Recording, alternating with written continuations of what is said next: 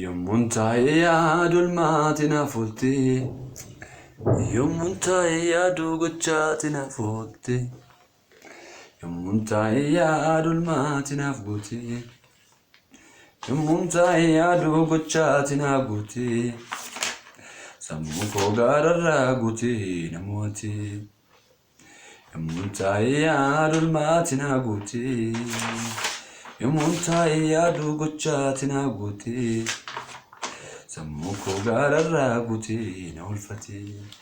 Irra keessa laalteen faaradhu. Akka namaan jettu mabaddu. Hirkisteettiin jettaan jabaadhu. Si qabaam garaa nama gaddu. Namni waan fedhe haa jedhu. Ansi malee eenyuuf gadi jedhu. Namni waan fedhe haa jedhu. Ansi malee eenyuuf gadi jedhu. Alfaa Omeegaa jalqabaa fi dhuma. Ulfinni maqaa Waaqayyoodhaaf haa ta'u. Dubbii sagalee Waaqayyoo keessaa iddoo tokko dubbifannee deebinee sagalee Waaqayyoo ammayyaanni Waaqayyoo nuuf baay'eetti walii wajjin ni barannaa. Akkasuma Waaqayyoon utuma beekanii akka Waaqayyootti ulfina hin laanneef galatas isaaf hin galchine. Garuu yaada isaaniitiin waan waa'ee baafne duukaa bu'an sammuun isaanii inni duudaas dukkaneeffameera. Waaqayyo sagalee kanaan akka inni barsiisuuf Waaqayyoon hin kadhanna. Ulfaadhu gooftaa keenya, ati barsiisaa dhugaadha, ati abbaa dhugaadha, ati qajeelaadhaaf amanamaadha. Warra sirraa barataniif yeroo hundumaa sagaleen kee barumsa kan laatu, warra si barbaadatanitti fuulli kee yeroo hundumaa kan mul'atu. Maqaa Yesuusiin ulfinni bara baraa siifatu. Ammas yeroo nun dura kee jirru kanatti waan sirraa dhageenyu kanaan isa barruu kanaan maqaa gooftaa Yesuus Kiristoositiin jireenya keenya keessatti, hafuura keenya keessatti, qalbii keenya keessatti ayyaanniif humni geeddarumsa fiduu danda'u tokko nurraa bulu. Maqaa Yesuusiin nu keessaa bulu, nu keessaa bulu, nutti dubbadhu, nu geeddari, haaraa godhi, nu dhaabi. Ilma kee Yesuus Kiristoositti. Amiin. Sammuu kee irratti Waaqayyoon moosisi. Kan jedhurratti walii wajjin barannaa. Sammuu kee irratti Waaqayyoon moosisi. Tola dubbii nama dubbisee erga Phaawulos gara warra Roomaatti ergee boqonnaa 21 lakkoofsa jalqabaatii kaasee boqonnaa 21 kaasee dubbisee maal jedheetii kan inni jalqabu boqonnaa kana keessatti Waaqayyo manutuma beekanii akka Waaqayyootti ulfina hin laanneef galatas isaaf hin galchine. Garuu yaada isaaniitiin waan waa'ee baafne duukaa bu'anii sammuun isaanii inni duudaanis hin dukkaneeffameera. Tuqaawwan gurguddaan kutaa kana irratti arginu inni jalqabaan Waaqayyoon utuma beekanii inni jalqaba Waaqayyoon namoota beekan. Inni lammaffaan immoo utuma Waaqayyoon beekanii akka Waaqayyootti ulfina kan hin laanneef namoota Waaqayyoon hin safeeffanne ta'an ulfina waan laanneef ittaansuudhaan immoo ulfina laachuusaan galata seellaanile jalqaba irratti ulfina daawwatan. Inni sadaffaa irratti immoo galata isaa hin laanne, isa hin galateeffanne. Tokko tokkoon ni ilaala. Amma garuu ergaan irra keessa irratti dubbate jiru dubbata. Ulfina hin laanneef, galata hin laanneef, galata hin galchineef. Garuu yaadni garaa isaaniitiin waan waa'ee baafne duukaa bu'e hin bu'an. Kanuma biraan immoo gaada garaa isaaniitiin immoo waan waa'ee baafne duukaa hin bu'an. Sammuun isaanis hin dukkaneeffamedha. Sammuun isaanii maal ta'e hin dukkaneeffamedha.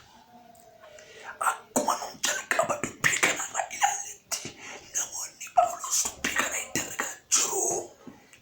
Waaqayyoon beeku turani.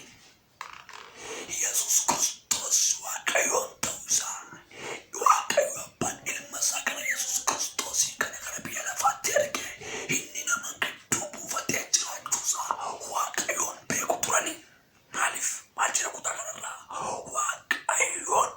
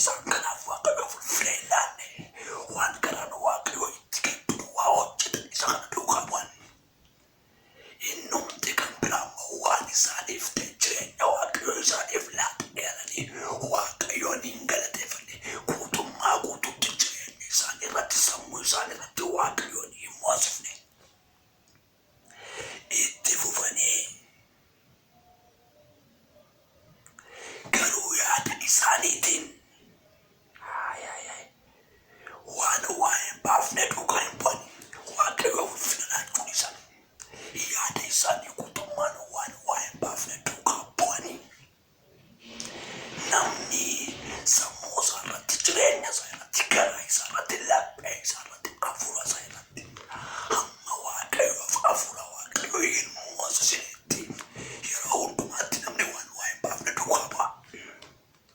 Wanta waa'ee hin baafne duukaa bu'uu dhiisuudhaaf jalqaba murtoo namni fudhachuu qabu yaada isaa irratti Waaqayyoon moosisuudha.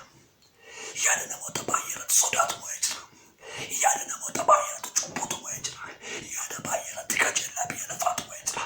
Yaada baay'ee namoota baay'ee irratti hawwii biyya lafaatu mo'ee jira. Waaqayyo garuu yaada kee irratti hafuurri isaa akka inni mo'u hin barbaada. Kanaaf yaada keenya irratti Waaqayyoon moosisuu danda'utu jira. Sababii yaada isaaniitiin waan hamaa duukaa bu'aniif sammuun isaanii kun hin dukkaneeffame. Sammuun isaanii inni dukkaneeffameera. Sammuun keenya irra maaliin dukkaneeffamee jira? Sammuu keenya irratti maal moosisee jira? Sammuu keenyatti maaltu mana ijaarratee jira? Yaadi sammuu keenya maaliin haguugamee jira? Namoonni dubbii kana dhagaa jirtan maqaa Gooftaa Yesuus Kiristoosiin nan dubbadha. Wanti sammuu kee haguugee jiru, wanti sammuu kee qabee jiru, humna maqaa Gooftaa Yesuus Kiristoosiin sammuu kee irraa harka Waaqayyoon kana ta'anii haa ta'u. Takka tororoboo semelee beelee beeraadha. Maqaa Gooftaa Yesuus Kiristoosiin abidda Waaqayyoon sammuu keetti marsee kan jiru kan qubate haa ta'u. Sammuun namoota baay'ee isa kana dukkaneeffamee jira. Macaafa qulqulluu keessatti wantoota isaan ofirratti moosanii Gooftaa ofirratti godhan irraa kan ka'e sammuun namoota baay'ee iddoo garaagaraa yookaan kutaa garaagaraa keessatti qoodama. Gooftaan keenya Yesuus Kiristoos yookaan macaafni qulqulluun sammuu namaa iddoolee garaagaraatti qoodee dubbata. Tokkoffaa irratti sammuu dukkaneeffame. Isaan sammuun isaanii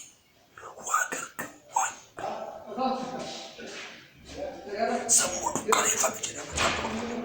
Sammuu dukkaneeffame Roomaa boqonnaa tokko deemu tokko iddoo nama dubbisarraa isa argine. Sammuu waan ifa keessatti ta'uu hin argine.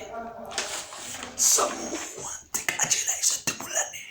Sammuu yeroo hundumaa hojii dukkanaa yaadu. Sammuu yeroo hundumaa waa'ee cubbuu yaadu. Sammuu yeroo hundumaa waa'ee kufaatii biyya lafaa dhoqqee biyya lafaa keessa gangalachuu yaadu. Namoonni baay'een sammuu akkasii qabu. Namoonni baay'een irra sammuu isaanii kan irratti dukkanamus jiru. Inni lamaffaan sammuu badee. Isa lamaffaan Xiimotewos boqonnaa 3:8. Sammuun badee kun jibbaan namaaf yeroo baay'eetti namoonni baay'een waa'ee nama tokkoo, waa'ee biyya tokkoo, waa'ee saba tokkoo sammuun isaanii ilaalchi isaanii jalqaba waan badeef sammuun isaan namoota sanaaf qaban, sammuun isaan biyya sanaaf qaban, sammuun isaan dhaaba sanaaf qaban yeroo hundumaa badaa ta'eef jibbaa. Akkatti nama ilaallu amma sileeffamnetti sammuun keenya jibbaan nuti laabada. Sammuun namoota baay'ee jibbaan badee, sammuun namoota baay'ee of tolummaan badee. Macaafni qulqulluun sammuu keenya irratti yoo isa moosifne sammuu keenya qajeelummaa Kiristoosiin nuu qaruu barbaada. Sammuun namoota baay'ee sammuu badeedhaa jedha Xiimotewos keessatti Phaawulos Hafuurichi Xiimotewos boqonnaa 2:3-8 irratti. Inni lamaffaan sammuu xuraa'aa. Tiito boqonnaa 1:15, Ibroota boqonnaa 5:14. Sammuu xuraa'aa. Inni kun immoo gaarii yaaduu kan hin dandeenye. Obboleessa isaa irratti yeroo hundumaa boolla kan qotu. Kufaatiin nama akka isa gammachiisu hojii qulqullummaatti waliin qaban soba kana xuraa'aa halluu sassata jibba kan of keessa qabu. Hojii xuraa'aadhaaf kan sammuu akkasiitu jira sammuu namootaa keessa. Isaan kun sammuu warra akkamiidha? Warra yaada garaa isaanii duukaa bu'anitti hiramee kan laatame yaada garaa sammuu namaa isa akkasiidha. Yaadi kee gaafa inni irratti sammuun kee paartiilee kana keessatti ramadamaa deema. Isa kam sammuu dukkaneeffame, isa kam sammuu badaa, isa kam sammuu xuraa'aa ta'aa deema. Waaqayyo Gooftaan nu haa gargaaru. Inni kan biraan sammuu bineensaa. Daani'el boqonnaa 5:81. Namoota akka bineensaatti yaadan, namoota akka bineensaatti hojjetan, namoota akka bineensaatti nyaatan, namoota akka bineensaatti tilmaaman. Du'i namaa dhiitamuun namaa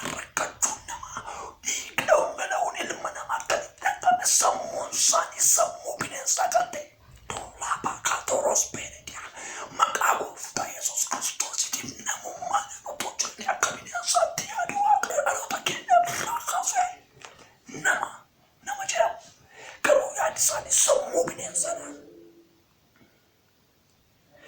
Yaada namaa keessa ba'uudhaan akka horiitti yaadu, akka horiitti jiraachuu. Isa kanatu jira. Inni kun bu'aa maaliiti? Bu'aa yaada waaqayyoon ala dhaabbatanii yaadudha. Inni kan biraan sammuu duudaa